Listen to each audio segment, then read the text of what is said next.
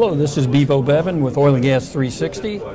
We're at the San Francisco Oil and Services Conference with EnerCom, and today we have the pleasure of speaking to David Demshur. He's Chairman, President, CEO of Core Laboratories. Well, thanks for having us, Bevo. This is always a great conference. Yep. A lot of good shareholders here, a lot of prospective shareholders here, and we enjoy getting our message out. We spoke at the first one here a number of years ago, and it's only gotten better every year. Oh, well, you're nice to say that. We're glad to have you. So I'll dive right in. Core has come off its, just concluded its most profitable year in company history. Revenue is over $1 billion. Net income was $257 million, $5.77 a share earnings. You increased your dividend by 10%. Share buyback programs in full swing.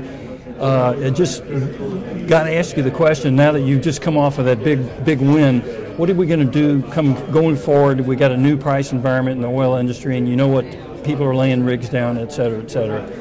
How are you going about this now? Yeah, Bevo, I think you make a good point there. We are in a different pricing environment that we see today.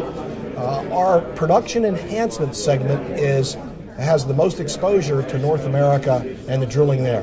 So it will be affected. If we look at the years of 2008 to 2009, it's not dissimilar to what's happening today. So we're looking to right-size the cost basis for the company, more specifically our production enhancement segment. So as the activity level slows, we'll probably have to have some reduction in the number of employees that we have, just for the lack of work that's going to not be there. Right. So, okay.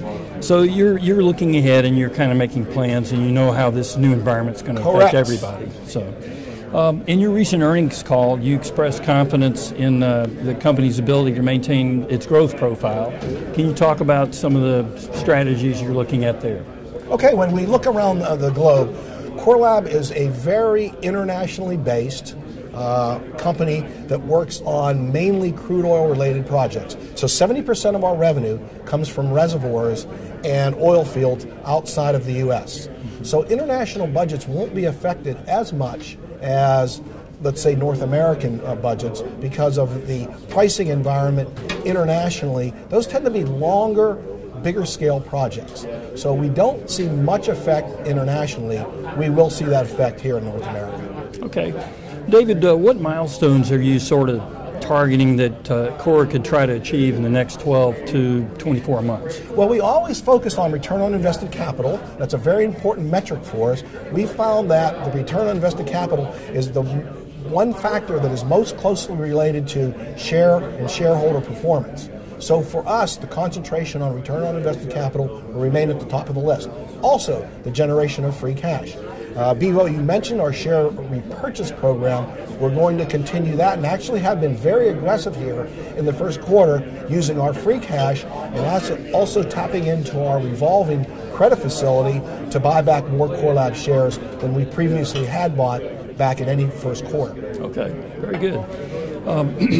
You know, many public companies are sort of tethered to the quarter-to-quarter cycle in reporting. But if you were to step back for a minute and kind of take a long-term view, what do you see out there in the industry in the next, say, 5 to 10 years? Well, at Core Laboratories, we have always been and still remain peak oil and believe in the peak oil theory.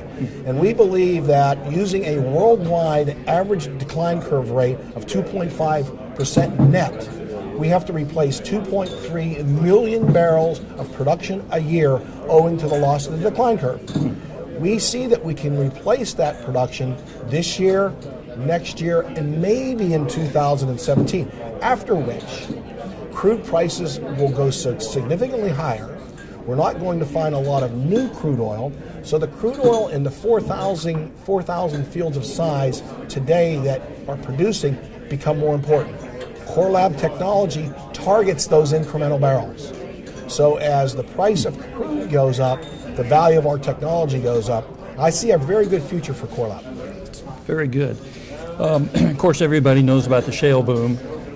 What other technologies or developments do you think are coming? What do you see that's kind of next for the industry, the next big thing? Yes, in unconventionals, Bevo, we're starting to do a lot of work now in looking at enhanced recovery projects. So when we look at the average recovery factor from the shale, it's about 9%. So we're leaving 91% of the hydrocarbons in the shale. we're coming up with some technologies today using techniques to flood shales with heavy and light hydrocarbon gases, perhaps some low salinity water, to increase that recovery factor from 9% to possibly as high as 12%. That would be a significant technological leap for all unconventional plays, and we're right in the middle of developing that technology today. Oh, that's great. Well, it sure is. Well, we really appreciate your coming. Be well. David, Great seeing you, and thanks for having us. Thanks Take for coming. care. Take care.